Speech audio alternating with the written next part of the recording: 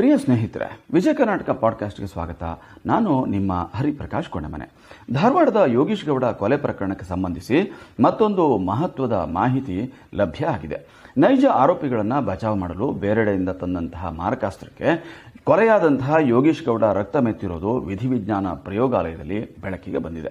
ಅದಕ್ಕಿಂತ ಮುಖ್ಯವಾಗಿ ತನಿಖೆ ಹೊಣೆ ಹೊತ್ತಿದ್ದಂತಹ ಪೊಲೀಸರೇ ಪ್ರಕರಣ ಮುಚ್ಚಿ ಹಾಕುವ ಸಂಚಿನಲ್ಲಿ ಭಾಗಿಯಾಗಿರೋದು ಅಚ್ಚರಿಗೆ ಕಾರಣ ಆಗಿದೆ. ಆದರೆ ಈ ಪ್ರಕರಣದಲ್ಲಿ ಮಾಜಿ ಸಚಿವ ವಿನಯ್ ಕುಲಕರ್ಣಿ ಬಂಧನದ ಹಿಂದೆ ಕೇಂದ್ರ ಸಚಿವ ಪ್ರಹ್ಲಾದ್ ಜೋಶಿ ಅವರ ಕೈವಾಡ ಇದೆ ಅಂತ ವಿಪಕ್ಷ ನಾಯಕ ಸಿದ್ದರಾಮಯ್ಯ ಆರೋಪ ಮಾಡಿದ್ದಾರೆ. ಬಿಎಸ್ವೈ ನೇತೃತ್ವದ ಬಿಜೆಪಿ ಸರ್ಕಾರ ಅಧಿಕಾರಕ್ಕೆ ಬಂದು 1.5 ವರ್ಷ ಕಳೀತಾ ಇದೆ. ಆದರೆ ಸರ್ಕಾರ ನೆರೆ, ಬರ, ಕೊರೋನಾ ನಿರ್ವಹಣೆ, ಉಪಚುನಾವಣೆಗಳಲ್ಲೇ ಬ್ಯುಸಿಯಾಗಿದೆ. ಹೀಗಾಗಿ ಈ ಸರ್ಕಾರ ಆಡಳಿತಾತ್ಮಕವಾಗಿ ಟೇಕ್ ಆಫ್ ಆಗೋದು ಯಾವಾಗ ಎಂಬುದು ವೀಕಾ ಫೋಕಸ್ ವರದಿ. ನೋಟು ಅಮಾನ್ಯೀಕರಣದಿಂದ ದೇಶದ ಆರ್ಥಿಕತೆ ಗಟ್ಟಿಯಾಗಿದೆ, ವ್ಯವಸ್ಥೆಯಲ್ಲಿ ಪಾರದರ್ಶಕತೆ ತರಲು ಸಾಧ್ಯವಾಗಿದೆ ಅಂತ 2016 ನವೆಂಬರ್ 8ರ ನೋಟ್ ಬ್ಯಾನ್ ನಿರ್ಧಾರವನ್ನು ಪ್ರಧಾನಿ ಮೋದಿ ಪುನರಪಿ ಸಮರ್ಥನೆ ಮಾಡಿಕೊಂಡಿದ್ದಾರೆ.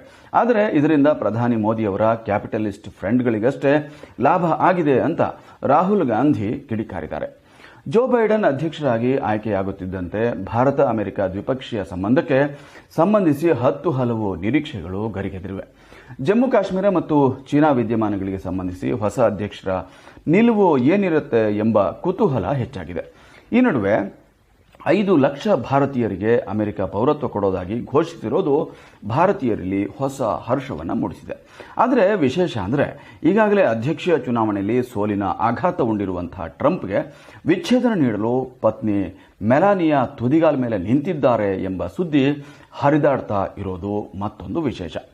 ಡಿಜಿಟಲ್ ಯುಗದಲ್ಲಿ ತಂತ್ರಜ್ಞಾನದ ಮೂಲಕ ಕನ್ನಡ ಸಶಕ್ತಗೊಳಿಸಲು ಕನ್ನಡ ಸಮುದಾಯವೇ ಆಸಕ್ತಿ ತೆಗೆದುಕೊಳ್ಳಬೇಕು, ಸರ್ಕಾರ ಅದಕ್ಕೆ ಒತ್ತಾಸೆಯಾಗಿ ನಿಲ್ಲಬೇಕು ಎಂಬುದು ಕನ್ನಡ ಕಹಳೆ ಸರಣಿಯಲ್ಲಿ ನಿನ್ನೆ ತಜ್ಞರು ವ್ಯಕ್ತಪಡಿಸಿರುವಂತಹ ಅಭಿಪ್ರಾಯ.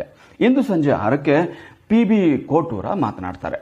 ಇಂತಹ 10 ಹಲವು ಸುದ್ದಿಗಳು ಇಂದಿನ ವೀಕಾ ವಿಶೇಷ. ಇನ್ನು ಕೊನೆ ಮಾತು, ಸಮಸ್ಯೆಗಳು ಬದುಕಿಗೆ ಅಡ್ಡಿಪಡಿಸುವ ತಡೆಗೋಡೆಗಳು ಅಲ್ಲ, ಸಾಗಬೇಕಾದ ಪಥದ ಮಾರ್ಗಸೂಚಿಗಳು ಎಂಬುದು ಅನಾಮಿಕನ ಮಾತು. ವೀಕಾ ಅಂದರೆ ಸಮಗ್ರ ಸುದ್ದಿಲೋಕ ಕಣ್ರಿ. ಶುಭ ದಿನ, ನಮಸ್ಕಾರ.